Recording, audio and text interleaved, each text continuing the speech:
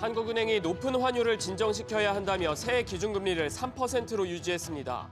지난해 4분기 성장률은 소비 둔화 탓에 0.2%를 밑돌 수 있다고 평가했습니다.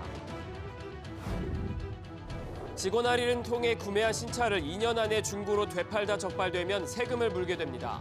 지난 정부 때 폐지됐던 단기 임대주택과 세제 혜택이 5년 만에 되살아납니다. 어제 체포돼 수사를 받고 구치소로 이동한 윤석열 대통령이 오늘은 조사에 불응했습니다. 윤 대통령에 대한 체포가 적법한지 따지는 체포적부심 심사는 오후 5시부터 서울중앙지법에서 진행되고 있습니다. 중국 전기차 업체 BYD가 오늘 한국 시장에 정식으로 들어왔습니다. 보조금을 포함해 2천만 원대 가격 경쟁력을 앞세우는데 국내 소비자 인식을 바꿀 수 있을지 주목됩니다.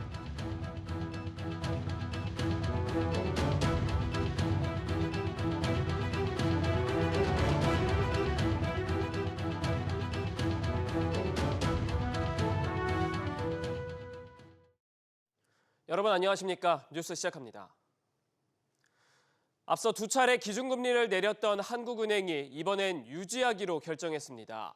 원달러 환율이 1,500원대를 위협하는 등 원화 가치 하락 부담이 컸고 또 트럼프 2기 시대를 앞두며 불확실성도 커진 데 따른 겁니다. 다만 내수 회복을 위해서 금리 인하 가능성은 여전히 열어뒀습니다.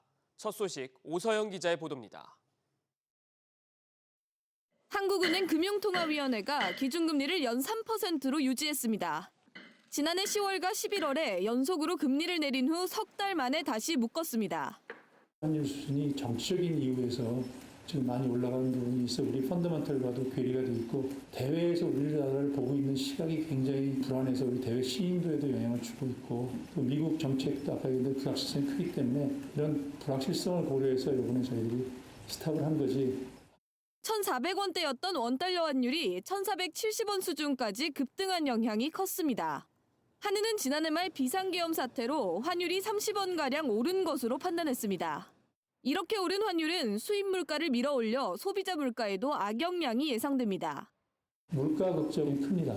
환율뿐만 아니라 유가까지 올라가면 그 임팩트가 더 크겠죠. 다만 이창용 총재를 제외한 금통위원 6명 모두 석 달 안에 인하할 가능성을 열어뒀습니다. 이자율은 경기에만 영향을 주는 것이 아니고 워낙 여러 변수에 영향을 주기 때문에 그 영향을 같이 봐야 되는데 경기 상황만 보면 지금 금리를 내리는 것이 당연한 상황이다. 현재 내수가 당초 예상보다 부진한 만큼 대내외적으로 불확실한 정치적 상황이 개선되면 금리를 내려 경기 대응에 나서겠다는 뜻으로 풀이됩니다. SBS 비즈 오서영입니다. 앞서 보셨듯이 한국은행도 기준금리 인하 필요성을 인정하고는 있습니다. 다만 이 가라앉는 내수를 살리기 위해서는 통화정책에 더해서 재정정책도 동반돼야 한다고 강조했습니다. 이 내용은 이한나 기자가 보도하겠습니다. 내수의 빨간불이 켜졌습니다. 특히 지난해 12.3 비상계엄 쇼크로 소비와 건설 경기 지표가 예상보다 더 악화됐습니다. 한국은행은 당초 지난해 4분기에 0.4% 성장할 것으로 내다봤는데 0.2%를 밑돌 가능성도 배제하지 않고 있습니다. 올해도 불안합니다. 좀처럼 살아나지 않는 소비 심리로 경기 회복세가 더디면 1.9%도 채 성장하지 못할 수 있습니다. 올해는 작년보다는 성장률이 하락할 것으로 보이고 특히 수출 부분에서 증가세가 둔화될 것으로 보고 있습니다. 경기 상황을 봤을 때 금리 인하가 필요한 상황이고 한국은행은 경기 부양을 위해 기준금리 인하와 함께 추가 경정 예산 필요성도 강조했습니다. 통화정책에서 이 모든 부담을 넘기는 것은 바람직하지 않고 심리가 나쁜 상황에서 더 나쁜 영향이 있기 때문에 가급적 빠른 시기에 결정해 주는 것이 좋지 않냐. 한 15조에서 20조 정도 하는 것이 바람직하지 않겠냐. 앞서 한은은 경기 둔화에 대응하는 정도의 추경 편성은 물가를 자극할 가능성이 적다는 평가를 내놓기도 했습니다. 다만 추경의 목적이 경기 대응에 있는 만큼 무차별적인 지원보다는 내수 부진으로 어려움을 겪는 자영업자 등에 초점을 맞춰야 한다고 주장했습니다. 시장에서는 한은이 다음 달 금리를 내릴 것이란 관측이 높습니다. 다음 통화정책 방향을 결정하는 금융통화위원회는 내달 25일 열릴 예정입니다. SBS 비즈 이한나입니다. 전국 아파트 가격은 9주 연속 하락세를 보였습니다. 보합세를 보인 서울을 제외하고 인천과 경기 등 수도권 집값 역시 하락세를 면치 못했습니다. 이창용 총재는 집값 둔화 흐름이 지속될 거라고 말했습니다. 박연신 기자, 먼저 서울 집값 흐름부터 짚어보죠. 이번 주 서울 아파트값은 3주 연속 보합세를 지속했는데요. 재건축 단지 등 일부 선호단지에서는 신고가를 경신한 사례가 나타났지만 그 외 단지들은 매수 관망세 속에서 가격이 하향 조정되는 모습을 보였습니다. 구별로도 편차를 보였는데요. 용산구와 송파구는 0.04% 오른 반면 중랑구와 구로구는 0.04% 하락했습니다.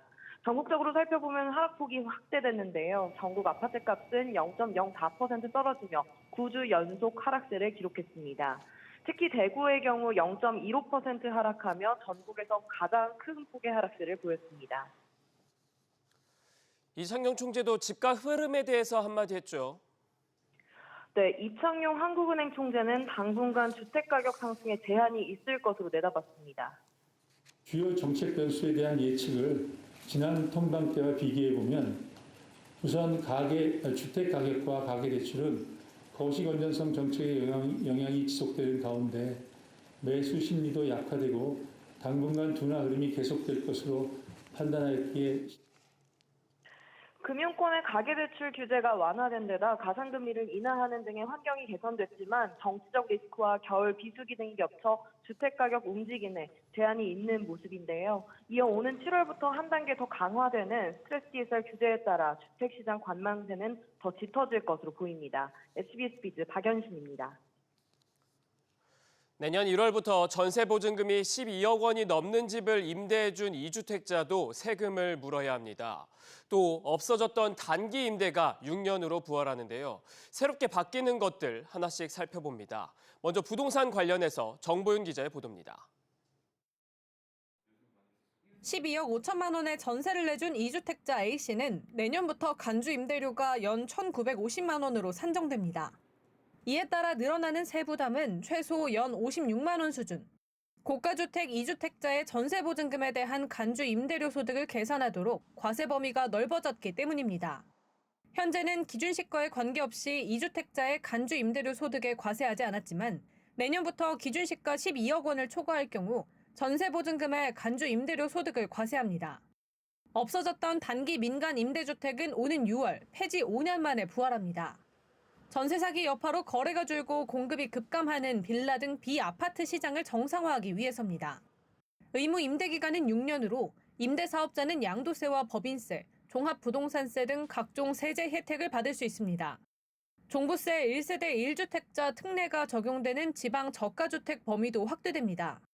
1주택자가 지방주택을 구입하더라도 공시가격이 4억 원 이하라면 종부세 산정 시 주택수에서 제외하는 겁니다. 오는 5월 종료 예정이었던 다주택자 양도세 중과 배제 기한은 내년 5월까지로 1년 늘어납니다. 현행 세법상 다주택자는 부동산 양도 시 기본 세율의 20에서 30%포인트를 추가 부담해야 하지만 이번 연장으로 양도세는 기본 세율만 적용받게 됩니다. 주택에서 상가로 용도 변경 후 양도한 건물에 대해서는 매매 계약을 체결한 날을 1주택 판정 시점으로 삼습니다. SBS 비제 정보윤입니다.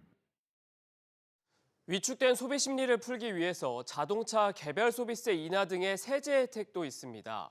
반대로 새로 과세되는 내용도 있어서 주의 깊게 보셔야 합니다. 이 내용은 지웅배 기자가 전합니다. 먼저 상반기 한시적으로 자동차 개별 소비세를 기존 5%에서 3.5%로 낮췄습니다. 최대 100만 원 한도로 4천만 원 상당 국산 중형 SUV를 구매할 경우 약 60만 원의 세제 혜택을 볼 수 있습니다. 회사가 주는 출산 지원금도 2차례까지 전부 비과세입니다.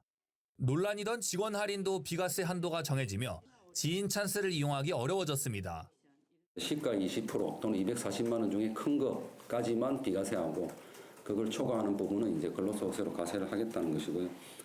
가령 3천만 원짜리 차를 직원에게만 25% 깎아주면 할인된 금액이 750만 원이고 비과세 한도는 600만 원으로 올해부터 그 초과분인 150만 원에 대한 근로소득 과세를 내야 하는 시기입니다. 이때 자동차와 가전은 2년, 이외 제품은 1년간 되팔면 비과세 혜택을 못 받게 됩니다.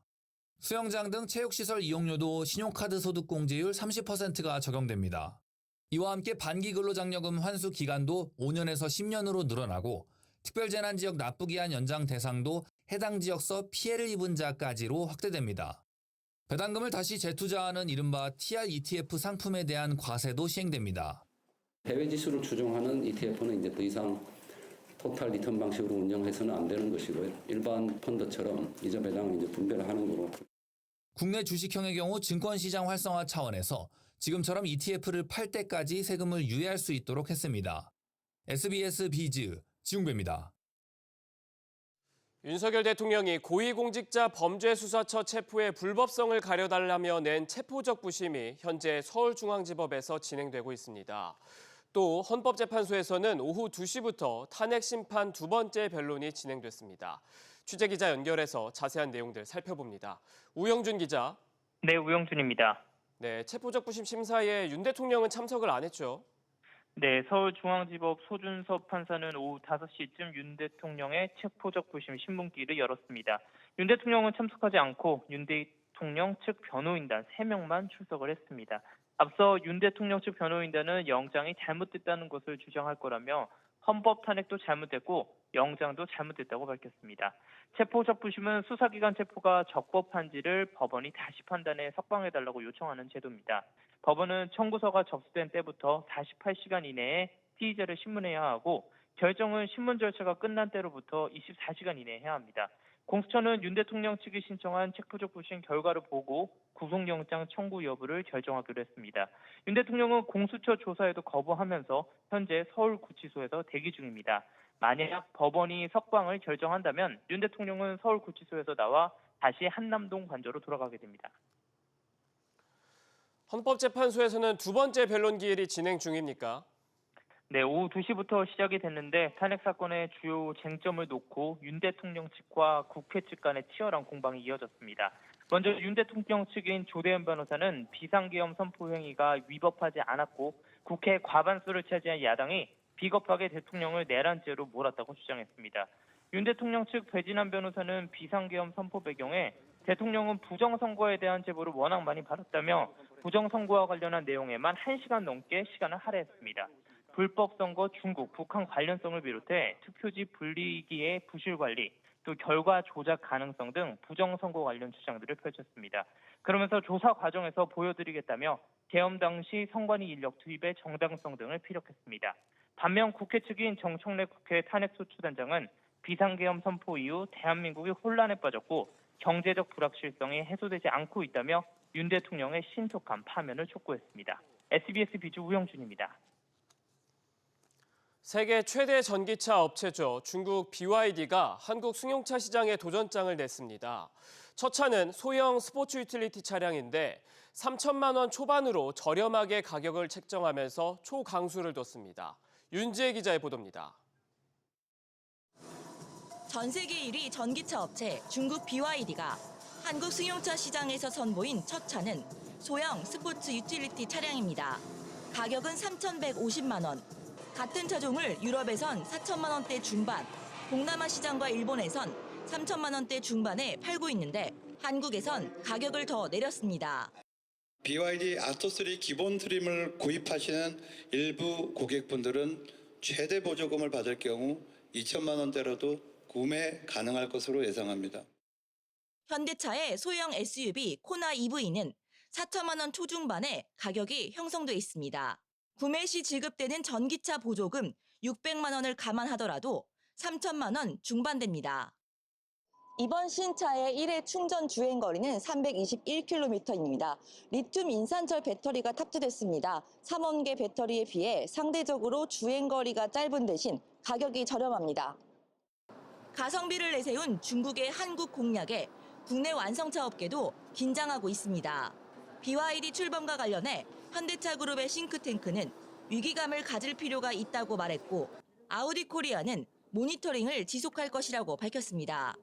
북미 시장에선 미국 테슬라를 제치고 일본 내에선 토요타를 제친 만큼 성장했지만 여전히 중국산 전기차라는 한국 소비자들의 부정적인 인식은 극복할 과제입니다. 한편 현대차는 제네시스의 세 번째 전기차 GV70 전동화 부분 변경 모델을 출시하고 본격적인 판매에 돌입했습니다. SBS 비즈 윤재입니다. 정부는 스마트폰 단말기 가격 인하를 유도하고 소비자 선택권을 보호하겠다는 취지로 지난 2018년부터 스마트폰 단말기 가격 비교를 제공해 왔는데요. 그런데 지난해부터 관련 서비스가 중단됐습니다. 방송통신위원회는 예산이 삭감됐기 때문이라고 설명했는데 정작 예산 설명 자료엔 관련 예산이 그대로 적혀 있습니다. 어찌된 일인지 김동필 기자가 취재했습니다. 방송통신위원회의 휴대폰 가격 국내외 비교 서비스입니다. 이미 출시된 지 2년가량 지난 갤럭시 S23 시리즈나 아이폰 15 시리즈 가격 정보만 제공하고 있습니다. 다음 주면 갤럭시 S25 시리즈가 공개되지만 관련 업데이트는 2023년 12월에 멈췄습니다. 17개 국가의 단말기 가격을 비교해서 가격 수준과 공시지원금 등을 매달 공시하기로 했지만 공지 없이 갑자기 중단됐습니다. 더 많이 활용할 수 있도록 해야 되고 소비자가 원하는 정보를 생산하려고 노력을 해야 되는 게 당연한 역할인데 아예 그러한 비교 정보도 제공하지 않는다는 것이 납득하기가 어려운 상황이긴 해요. 방통위는 2024년부터 예산이 전액 삭감돼 사업을 종료했다라고 해명했습니다. 하지만 방통위 해명과는 달리 작년 예산안 설명 자료에는 관련 예산이 표기되어 있습니다. 이동통신 단말기 가격 비교 정보 제공 등 목적으로 2,098억 원이 배정된 겁니다. 방통위는 오타라는 입장입니다. 설명 자료 요약본에만 기입되어 있을 뿐 실제 세부 사업에서는 예산이 삭감됐다라는 게 방통위의 설명입니다. 방통위는 관련 내용을 수정하는 한편 사업 중단 관련 안내도 할 계획입니다. SBS 비즈 김동필입니다. 한 해 건강보험 재정에서 나간 약값이 26조 원에 달했습니다. 특히 항암제 같은 중증 질환 지출이 가파르게 늘고 있습니다. 취재기자 연결해 자세히 들어봅니다. 이정민 기자, 이 건보 약품비 얼마나 늘었습니까? 건강보험으로 처리된 약값은 재작년 26조 2천억 원으로 1년 사이 8.5% 늘었습니다. 전체 진료비가 4.7% 늘었는데 약값은 이보다 2배 가까이 더 증가한 겁니다. 이에 따라 진료비 가운데 약값 비중도 1년 전보다 0.8%포인트 늘어 24% 가까이를 차지했습니다. 우리나라의 국민 의료비 지출 가운데 약값 비중은 OECD 회원국 평균보다 높아 7위 수준을 보였습니다. 특히 중증 질환이 급격하게 늘었다고요? 네, 암과 희귀질환 건강보험 적용이 확대되면서 관련 지출이 많이 늘었습니다. 재작년 암 환자 약품비는 3조 8천억 원, 희귀난치병 환자는 2조 5천억 원으로 1년 전과 비교해 각각 10% 안팎 증가했습니다. 약품별로는 고지혈증 치료에 쓰이는 동맥경화용제 지출이 2조 8천억 원으로 1위를 이어갔고 이어 항암제가 2조 7천억 원, 고혈압, 당뇨병 등 만성질환 치료제들이 뒤를 이었습니다. 연령별로는 60대 환자 약값이 전체 25%를 차지해 가장 많았습니다. SBS 비즈 이정민입니다. 새 등기 시스템 도입을 앞두고 은행의 비대면 주택담보대출이 막히는 등의 혼란이 일자 법원이 시스템 개편에 나서기로 했습니다. 다음 달 잔금 예정인 분들은 한시름 놓게 됐습니다. 정동진 기자. 네, 정동진입니다. 네, 오늘 관계 부처와 은행 관계자들이 모였는데 결과가 나왔습니까? 네, 법조계에 따르면 오늘 법원행정처는 금융당국과 은행권 관계자들을 만나 비대면 주택담보대출에 차질이 없도록 관련 조치를 취하겠다고 밝혔습니다. 우선 법원은 은행권이 현재 활용하고 있는 비대면 등기 방식도 가능하도록 추가 시스템 개발에 들어갔는데요. 계도 기간을 따로 두지 않는 대신 31일 전까지 추가 시스템 개발을 완료해 비대면 대출 취급에 차질이 없게 한다는 구상입니다. 법원의 미래등기 시스템 도입 목적 중 하나는 등기 권리증 없이도 등기 신청을 가능하게 하는 확인 서면의 남발을 방지하기 위함이었는데요. 등기의 진정성을 확보할 수는 있지만 은행들이 기존에 활용하던 비대면 등기 신청 방식이 막힌다는 점이 문제가 됐습니다. 그러면 이제 은행들이 잠정 중단했었던 주택 구입 목적의 비대면 주담대도 다시 풀리는 겁니까? 그렇습니다. 우리은행과 NH농협은행 관계자는 미래등기 시스템 관련 불확실성이 해소되면 즉시 비대면 주담대 재개를 검토하겠다고 밝혔는데요. 따라서 우리은행과 농협은행은 잔금일에 따라 막았던 주택 구입 목적의 비대면 대출을 조만간 재개할 것으로 보입니다. 한편 법원은 오는 31일 미래등기 시스템이 도입된 후 은행권의 비대면 대출 운영에 차질은 없는지 업계 현황을 파악하기 위해 5월에서 6월 중 은행 관계자들과 추가 간담회를 가질 예정입니다. SBS 비즈 정동진입니다. 저축은행 등이 부동산 PF 부실 채권을 시세보다 높게 매각한 것처럼 꾸미는 이른바 꼼수 매각 논란이 그동안 끊이질 않았습니다. 이걸 막을 수 있는 플랫폼이 다음 주에 공개됩니다. 취재기자 연결합니다. 오수영 기자, 그동안 어떤 문제가 있었던 거죠? 네, 그간 시장에서는 저축은행 등이 부실 프로젝트 파이낸싱 대출 채권을 정리하면서 사모펀드를 조성해 부실을 이연하고 있다는 의혹이 지속적으로 제기돼 왔는데요. 이걸 원천적으로 차단하겠다는 겁니다. 금융당국과 업계가 공동으로 만든 PF 사업장 정보 공개 플랫폼이 오는 22일 서비스를 시작하는데요. 업계에 따르면 저축은행과 농협, 새마을금고, 신협중앙회와 금융투자협회 등 5개 협회 사이트에 별도의 정보 공개 페이지가 오는 22일 문을 엽니다. 공개되는 정보는 개별 PF 사업장의 위치, 아파트인지 상가인지 등 부동산 개발의 유형, 인허가 형태, 부지 크기와 건축 면적, 감정가와 매도자 연락처 등으로 파악됐습니다. 희망 거래 가격 등 가격 정보는 제공되지 않는데 기본적으로 PF 사업장 거래가 입찰을 기반으로 이뤄지기 때문입니다. 이번에 열리는 플랫폼에서는 일단 정보 공개만 이뤄지고 입찰이나 매매 시스템까지 갖춰지는 것은 아닌 것으로 파악됐습니다. 꼼수 거래 차단은 부수적인 거고 이 원매자들은 이 시스템에서 원하는 물건을 찾을 수도 있는 거죠? 그렇습니다. 금융당국은 PF 사업장 매물 정보 공유가 시시각각 이뤄질 경우 거래 비용이 줄어들며 원매자가 늘어날 수 있어 부실 사업장 매각 속도가 빨라질 것으로 내다보고 있습니다. 플랫폼을 통한 실제 거래 데이터가 생기면 그 정보도 취합해 제공함으로써 공매자산 시장의 원활한 정보 공유를 통해 선순환 효과도 기대 중인 것으로 전해집니다. 꼼수 매각과 파킹 거래 등 앞서 제기됐던 시장 부작용도 크게 완화될 전망인데요. 이복현 금융감독원장은 오늘 오전 금융시장 점검회의에서 PF 자산 매각자와 수요자 간의 정보 비대칭을 해소하여 부실 PF가 신속히 정리될 방안을 마련하라고 강조하기도 했습니다. SBS 비즈 오수영입니다. 호텔 침구와 같은 편안함 때문에 수십만 원의 고가를 주면서도 구수다운 침구 쓰시는 분들이 부쩍 늘었습니다. 그런데 이 중 일부는 함량이 한참 모자랐던 것으로 나타났습니다. 최근 이렇게 보이지 않는 내부 성분 함량을 속여 파는 사례가 끊이질 않고 있습니다. 자세히 들어봅니다. 정대한 기자, 어떤 제품들이 적발됐습니까? 네, 한국소비자원이 시중에서 많이 팔리는 구스다운 소재 토퍼 6개 제품에 대한 품질 조사를 한 결과 백화점 등에서 판매된 TP리빙의 침구 브랜드 소프라움 제품에 들어간 거위털 함량이 표기보다 적었던 것으로 나타났습니다. 국가표준 KS 기준에 따르면 거위털 제품이라는 표현을 쓰려면 제품의 거위털 비중이 80% 이상이어야 하는데요. 소프라움이 거위털 제품이라고 판매한 모델의 경우 35.5%에 불과했습니다. 솜털과 깃털 비율이 표기된 것과 다른 제품도 있었는데요.